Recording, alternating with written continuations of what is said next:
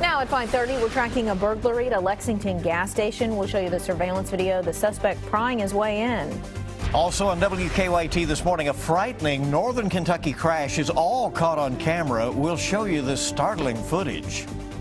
It is cold again today. It'll be kind of chilly for tomorrow, but that big time warm up is on its way. Could we be seeing 60s outside? Yeah, I'll show you that in your 7-day coming up. Tracking, alerting, protecting. This is WKYT This Morning. Good morning from WKYT. It's nice to have you along. February 27th, we're just about through the shortest month of the year. I'm Bill Bryant. And I'm Rebecca Smith. I think we can all pretty much agree that we're happy to be done with it, right? Well, as tough as it turned in the latter part anyway, right? It really went out in an interesting way. Well, this morning, Arctic temperatures sticking around the bluegrass as you start your day. Yeah, it's another cold one. We're urging you to bundle up, of course, on your way to work or school today. Temperatures for the highs only in the 20s. It gets a little better, though, as we get into the weekend. Let's go to WKYT First Alert meteorologist Micah Harris. Yeah, it does get better. We just got to go through once again more cold, a few more snowflakes too down in southeastern Kentucky this morning, where temperatures are there in the teens, some of us in the single digits, and I think most of us will finish off single digits and lower teens. There's live sky camera. There is your shot.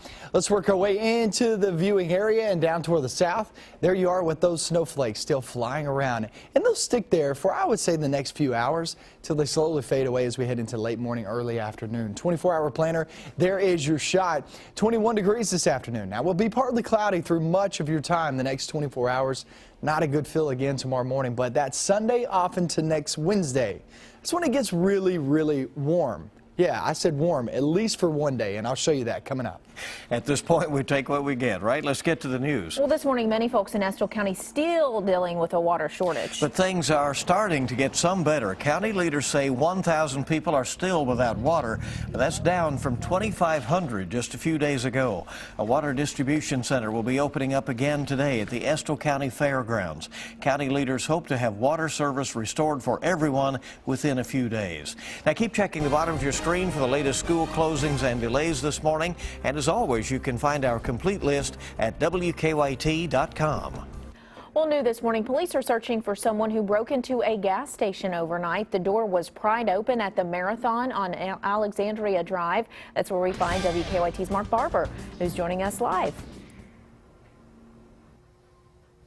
Good morning, Rebecca and Bill. The owner of this gas station is very frustrated. He says that his properties have been hit by burglars so many times that insurance companies will no longer cover his properties. So he says the damages here are coming out of his own pocket.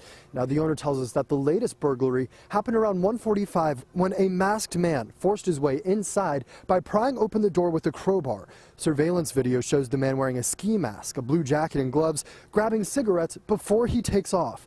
Police officers and canines tried to track him down, but they say they couldn't find him. The owner of the Marathon tells us another gas station of his that's just about a mile away is also a target for break-ins. We're told about a week ago someone broke into that gas station, the Valero on Lane Allen Road, and stole a surveillance system as well as cigarettes and then stole from an ATM machine. The Marathon here on Alexandria Drive has also been frequently targeted by burglars, according to the owner of the store. He says that it was burglarized just last week, and again, those damages are coming out of his own pocket, so it's becoming very costly. Live in Lexington, Mark Barber, WKYT. All right, quite a problem and a trend out there. Thank you very much. We appreciate the report. A man is recovering in UK hospital this morning after police say he suffered a gunshot wound. We're tracking this case this morning, hours after police spent a lot of time investigating the scene overnight. WKYT's Hillary Thornton is joining us now live from Unity Drive with a report on that. Good morning. Good morning, Bill. That's right. Police just left the scene out here on Unity Drive, which is just off of Red Mile Road, near the University of Kentucky campus. Now, overnight, a man showed up at UK hospital saying he was hurt in an accidental shooting. Once he arrived at the hospital, police were called out to this townhouse on Unity Drive just after 2 o'clock this morning and started investigating. Now, they were out here for about 3 hours trying to figure out what exactly happened that led to the victim being shot in the leg. Right now, all police can say is that there was an accidental release of a bullet from a firearm, and one man was injured and is at UK hospital. Now, at this time, there's no word on the age of the victim or if he was a UK student or not. police are asking anyone who may be in the area and might have heard something or saw something to give them a call. Live in Lexington, Hillary Thornton, WKYT. All right, thanks so much, Hillary. New this morning, a woman was taken to UK hospital after crashing into a tractor trailer. It happened late last night on Interstate 75 near the Athens-Boonesboro exit. Police say the driver of a Jeep crashed into the back of a tractor trailer. She suffered minor injuries. One lane of I-75 was blocked off for about an hour.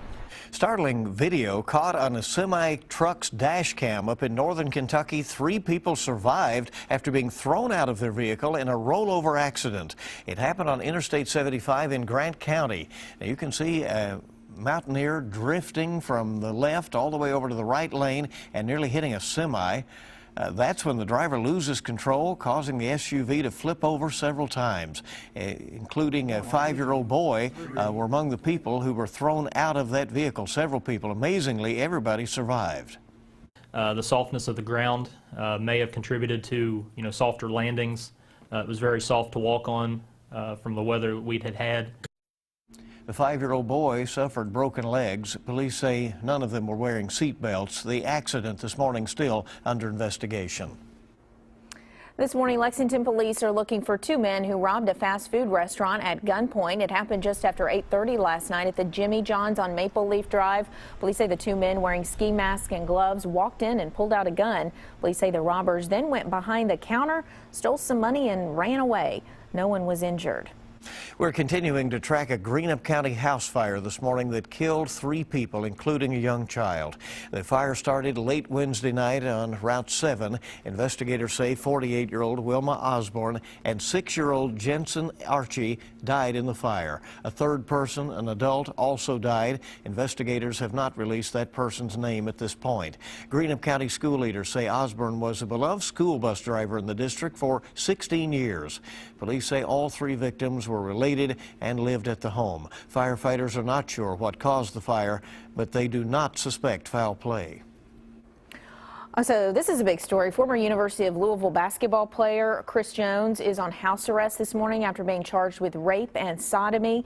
Now, the alleged incident happened last Saturday, the same day Chris Jones was reinstated from an earlier suspension and led the Cards to a victory over Miami. Police say Jones and 2 other men forced 2 women to have sex with them in an off-campus apartment. Coach Rick Pitino calls the charges shocking. I'm totally saddened and to the point of disbelief over the incidents. We've built a very strong culture here of discipline and doing the right things. And I'm very proud of all the players that have gone through here and done the right thing. Well, Pitino also said he made the decision to kick Jones off the team on Sunday. Police say Jones was cooperative with police and gave a statement. A Fayette County grand jury has indicted a former Harrison County teacher on charges of sexual abuse and sodomy. William Hyatt is accused of sexually abusing a child decades ago. Police say the victim was younger than 12 years old at the time, and they think there could be other victims in this case. Hyatt was a teacher in Harrison County in the 1990s, and he reportedly had ties with the Big Brother and Big Sisters program in Lexington. Troopers say more charges are possible. There were some tense moments in a Danville neighborhood. Police say a man with a gun barricaded himself in a home for hours. Danville police were called up to the home on Boone Trail yesterday morning. Both Danville police and the Boyle County Sheriff's Office started negotiations first by phone. Later, officers were able to get inside the home and continue negotiations. After 5 hours, the standoff came to a peaceful end. Police say the man will receive a mental evaluation. They have not released his name. 5:39 on WKYT this morning. The future is coming to Danville. A germ-fighting robot will make its debut there today. Ephraim McDowell Hospital purchased a $100,000 germ-zapping robot, the Xenex. It can destroy germs like MRSA, C. diff, even Ebola. The hospital says the robot uses high-intensity ultraviolet light, and it destroys the DNA of the viruses. Ephraim McDowell will show off the robot later today at 10 o'clock. We'll have a report for you here on WKYT. Wow. Well, 2 men risked their lives to save the life of a stranger, and now they've been honored for their actions. Tony Banta and Samuel Harpring pulled a driver to safety after her car crashed and caught fire on Interstate 64. The crash was on January 16th in Franklin County. Banta and Harpring received the Franklin County Sheriff's Office Life-Saving Award yesterday. The lady in the vehicle realized someone was in there, and you just had to get them out. And for whatever reason, you just are able to focus in and do what you need to do. The sheriff also says the award has only been given out 1 or 2 times before. All right.